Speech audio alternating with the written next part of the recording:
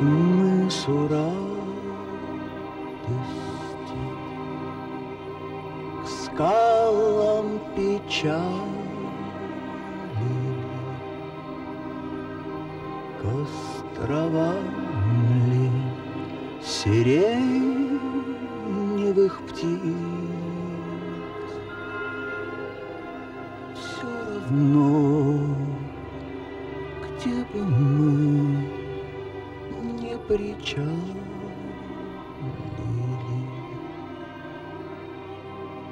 не поднять нам с тобой ресниц.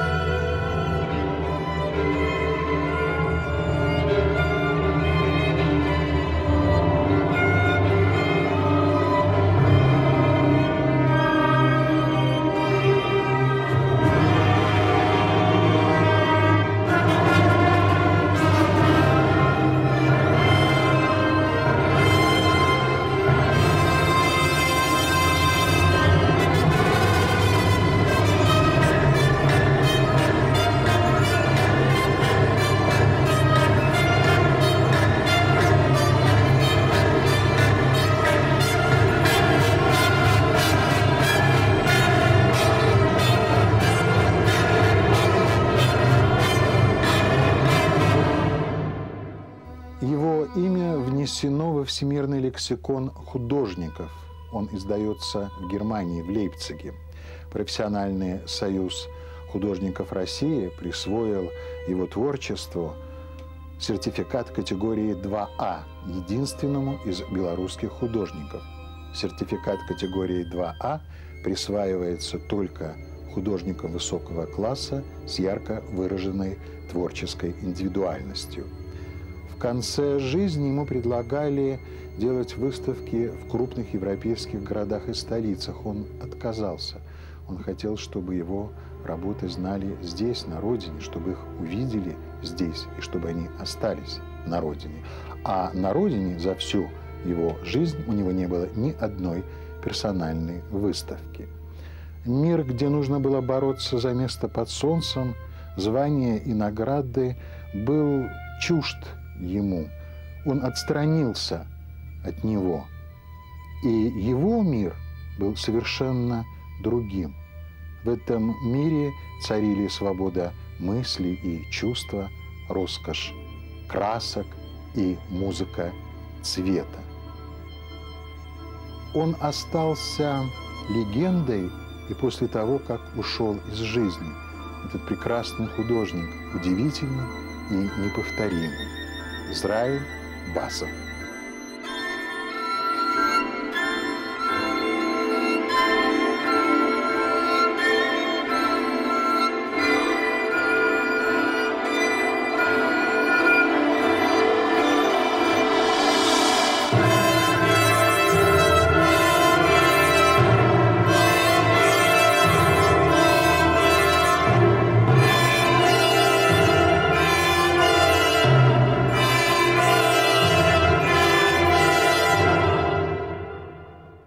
Если взять творчество Басова в белорусском советском искусстве, он стоит один в этом искусстве. Основная часть художников работала в реалистическом направлении. Басов выбрал такой путь, он великолепнейший живописец, и он отказывается от этого. Он постепенно упрощает форму, он обогащает и упрощает цвет, и тем же самым его усложняет. Он постепенно начал идти к какому-то синтезу живописи. Он начал искать, думаю, что он сам не знал, что он ищет. Он искал, искал, и самое главное, что буквально первые же поиски дали большие-большие находки. Выкристаллизовался такой свой стиль, настоящий, именно басовский стиль. Он совершенно ни на кого не похож. Посмотрите, аналогов практически нет. Он не похож ни на бубновый валет, он не похож на кубофутуристов, не похож на Филонова, он не похож на шагаловский круг художников. Он совершенно отдельный художник. Израиль Басов – это огромнейшее явление в белорусском искусстве. Оно совершенно еще не оценено. Это настоящий новатор и настоящий авангардист. Он об этом совершенно не говорил. Он делал, он говорит, ищу, и папа всегда говорил, он очень интересное что-то там находит. Вот. И он искал какой-то свой знак, он искал свою какую-то музыку в этих картинах, и он ее нашел. И заметьте, такой силы авангарда не было в Белоруссии и нету на сегодняшний день. Это просто удивительное явление. Он был совершенно один и достиг просто потрясающих успехов.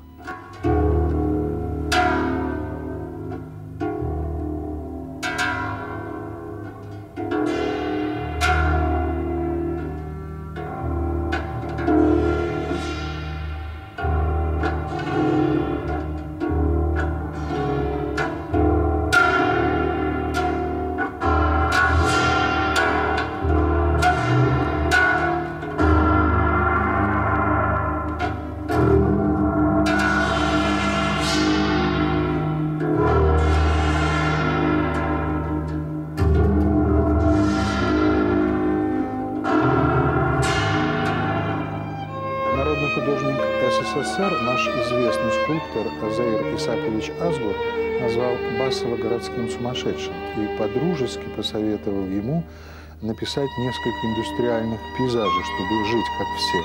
Он не стал этого делать. Нельзя сказать, чтобы он совсем не выставлялся, хотя был период очень тяжелый, с 1975 по 1982 год, когда у Басова не было ни одной выставки. А вообще-то выставки были и республиканские, и групповые, и даже в Караганде, и в Киеве, и в Вильнюсе, а также в Англии и в Италии. Вот когда в Италии один из галерейщиков увидел его работу соперницы, он предложил за эту работу большие деньги. Куратор с нашей стороны ответил так: советское искусство не продается.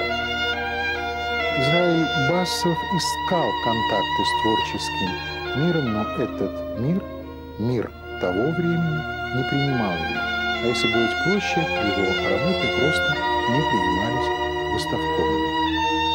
И он постепенно уходил от этих контактов, он замыкался в себе, в прямом смысле замкнулся в своей мастерской и создавал свой мир.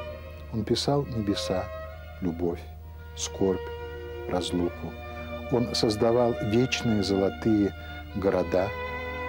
На его полотнах звучала музыка Моцарта, Грига, Баха, Бетховена. На его картинах знак, символ, метафора. Молодые художники хотели и боялись увидеть все это, потому что, во-первых, Израиль Матвеевич не всех принимал в своей мастерской, а во-вторых, это было для того времени очень необычным. Когда они видели это, когда удавалось увидеть все это, они уходили из мастерской потрясенными и просветленными. Он очень любил Ро, Ван Гога, он любил Шагала, Феофана Грека, Андрея Рублева. Это были его духовные наставники и ориентиры, но он всегда оставался самим собой. И только в 1992 году в Центральном доме художников в Москве его картины были представлены в одной экспозиции вместе с такими известными мастерами, как Левитан, Бродский, Бакст, Лисицкий, Тышлер. В 1993 году его работы были представлены на другой большой выставке от Марка Шагала в прошлое и настоящее 19-20 столетия. В 1993 его ждал Иерусалим, а в 1994 году его не стало.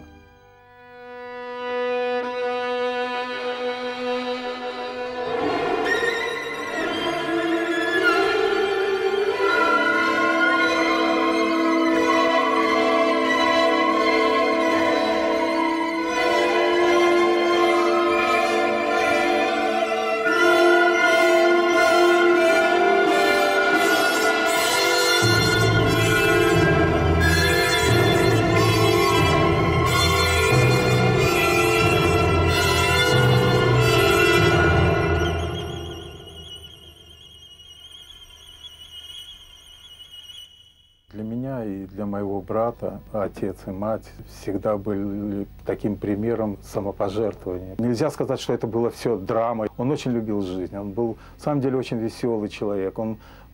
Когда он писал, он мог даже себе песенку петь. То есть это было вот так, с радостью большой. В творчестве у него несколько этапов таких было. Этюды, потом у него начался другой этап. Но начался он с чего?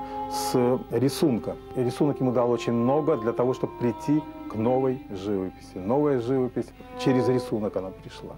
И тут он уже достиг совершенства. Но многие художники сегодня, особенно пожилого возраста, вспоминают эти этюды, где их все устраивало. Почти не было эксперимента для их понимания, хотя эксперимент был и там. Он искал все время себя во всем. Он очень любил Фалька, допустим.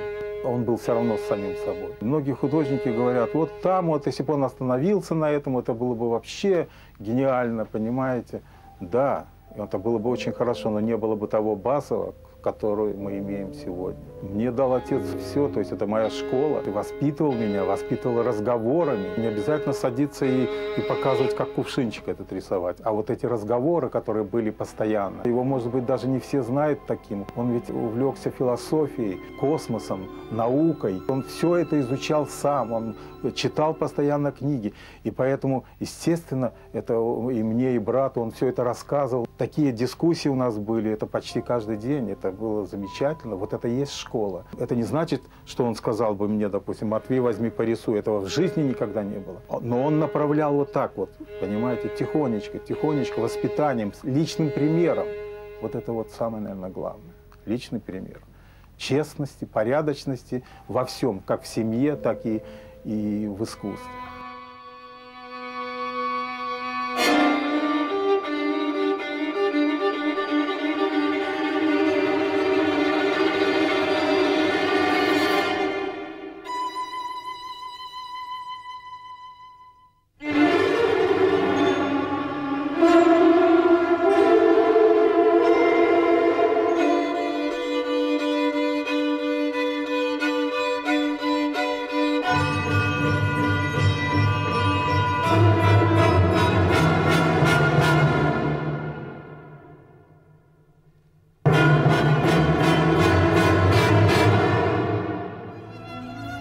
В 1947 году впервые в Минске открылось художественное училище.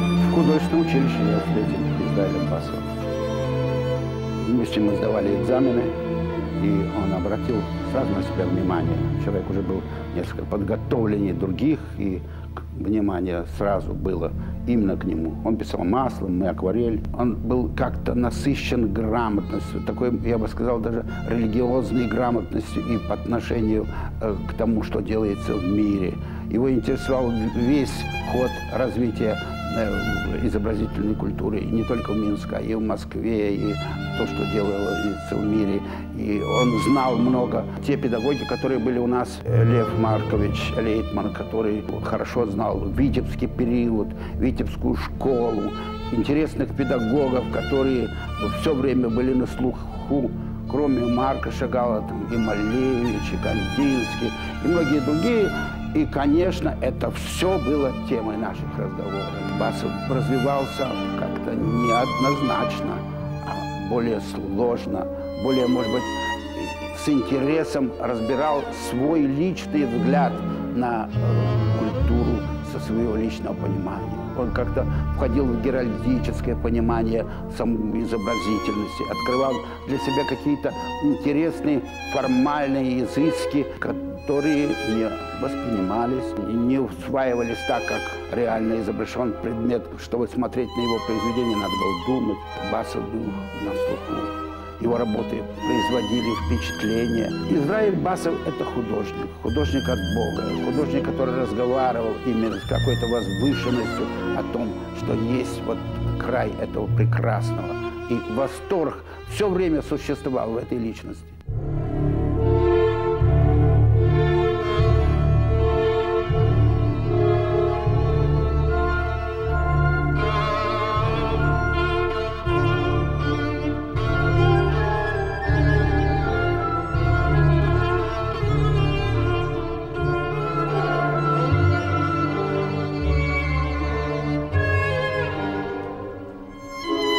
Thank you.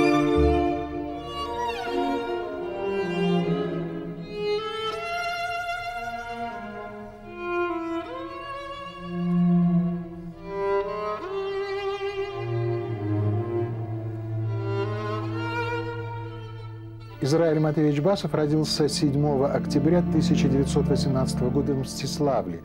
Его отец был известным портным. Мальчик учился в еврейской школе, но очень часто болел и школу не закончил. В 1939 году он решил поступать в Витебское художественное училище. Это училище, кстати, закончил его старший брат Бениамин, который впоследствии стал известным живописцем и графиком. Он жил в Москве. В училище его приняли, но за талант, а не за знания, потому что он не смог сдать экзамены по школьной программе. Проучился он недолго, заболел, бросил училище. Во время войны был в Узбекистане, в городе Янгиюле. Потом служил в трудовой армии в 1942-1943 годах под Москвой, затем вернулся в Янгиюль, работал художником-исполнителем в местном драматическом театре. А в 1944-м вернулся в Мстиславль, откуда переехал в Минск. В 1947 году он женился на Белле Зак, который знал по Мстиславлю. Жить было тяжело, и он рисовал номера для автомобилей. Жили они с Беллой на улице Красноармейской, в бараке. Родился старший сын Борис. Жить действительно было очень тяжело. Белла работала парикмахером, а он учился в Минском художественном училище. Его преподаватели – это Лившиц, Цверко и Ахремчик. На последнем курсе его хотели исключить из училища за космополитизм. Он не знал, что это такое. Студенты его отстояли, и он закончил училище. В 1950 году родился сын Матвей, и его судьба сложилась счастливо. Совсем не так, как у отца. Он известный художник, его знают и в России, и в Израиле, и в Эстонии, и в Канаде, и в США, и в Польше, и в Бельгии, и в Голландии, и в других странах. И только в этом году в США у него состоялось 3 выставки. И одна из его работ летом этого года будет представлена в Нью-Йорке на всемирно известном аукционе «Соцбис». Ну, а отец для того, чтобы свести концы с концами, работал на Минском художественном комбинате художником-исполнителем. В 1953 году он впервые принял участие в выставке. В 1959 году его приняли в Союз художников БССР. А вот в 1972 году он остался без работы в связи с реорганизацией художественного комбината. Было, конечно, очень тяжело, и все это надо было пережить, все это надо было пересилить, но рядом была Белла, которая его прекрасно понимала, она все чувствовала, и она делала все, чтобы он мог работать и создавать свои прекрасные полотна, где была и скорбь, и печаль, и так много добра и надежды. И все было так знакомо, и все так было необычно. Он искал контакты с этим миром. Но, наверное, за свое благополучие, за то, чтобы быть таким, как все, надо было платить свободой, своей внутренней свободой. А она была для него всего дороже.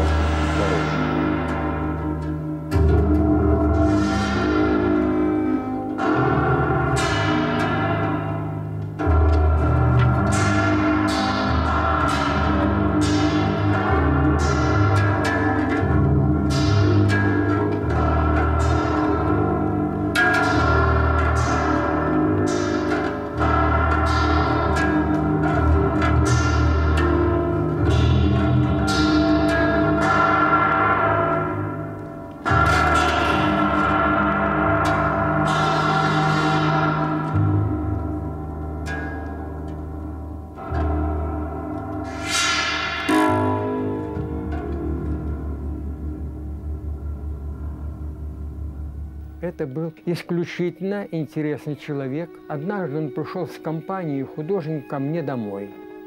Но я там показывал этюды. Ну, хвала шла такая, прямо меня хвалили. На завтра ко мне Израиль прибегает, взволнован. Слушай, это же гнусно, это безобразие. Как так он мог? Ведь в глаза он тебе хвалил. А за глаза, ты знаешь, как он гадость говорил про тебя? А то ты маститый весьма, который так вот говорил. Вот это мог сделать только Басов. Это тоже черта, видимо, души, характера. Это редчайшее качество для художника. Вот такой человек, мог отдаться весь полностью поискам творческим, несмотря на все трудности, там и материальные, и какие угодно еще. Он весь всегда был вот в этом направлении, но свят просто. И то, что он достиг в своем творчестве, конечно, это личностный век. Он работал сам. Он был абсолютно независим во мнениях. Если он когда-то говорил, это бывало странно, что он так говорит. Бывало даже и непонятно. Был в поиске. И вот эту причину его откровений подчас трудно было объяснить. Это его душевное качество, это его дарование, это талант. Он его вел, не школа вела к этому, к его открытиям. Он сам к этому пришел. Конкретно влияние какого-то мастера не ощущалось никогда. Он шел только от опыта своего. Вот что самое важное и самое главное хочется сказать об Израиле.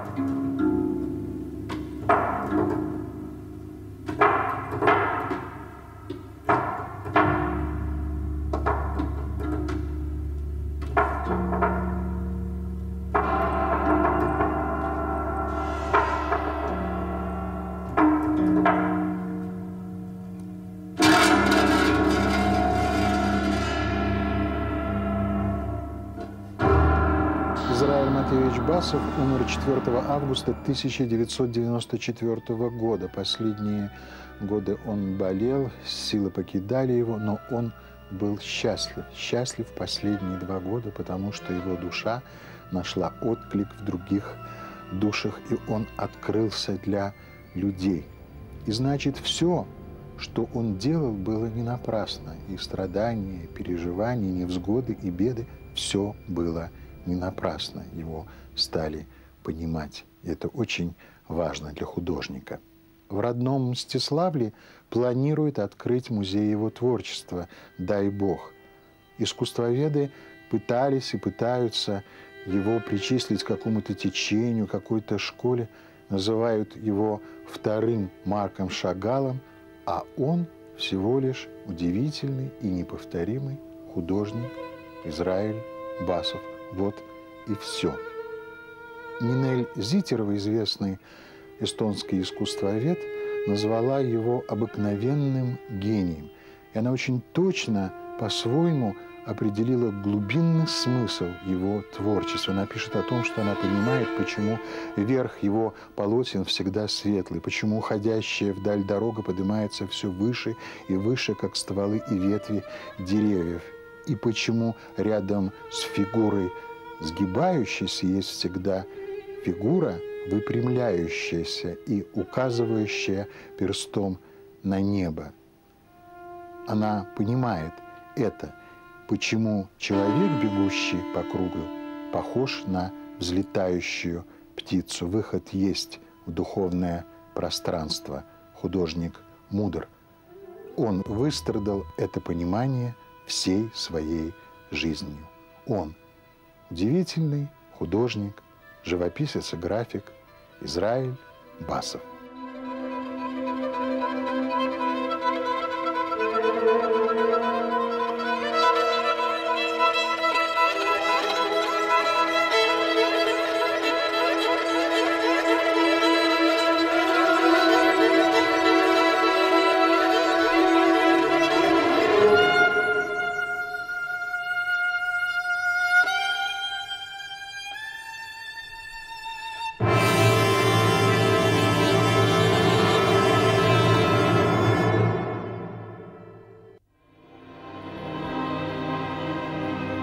Все равно, где бы мы не причалили, к островам ли, сиреневым сиреневых птиц к мысу радости, к скалам печали.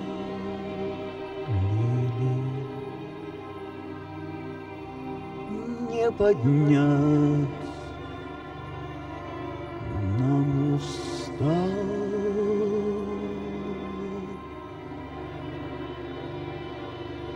приснись.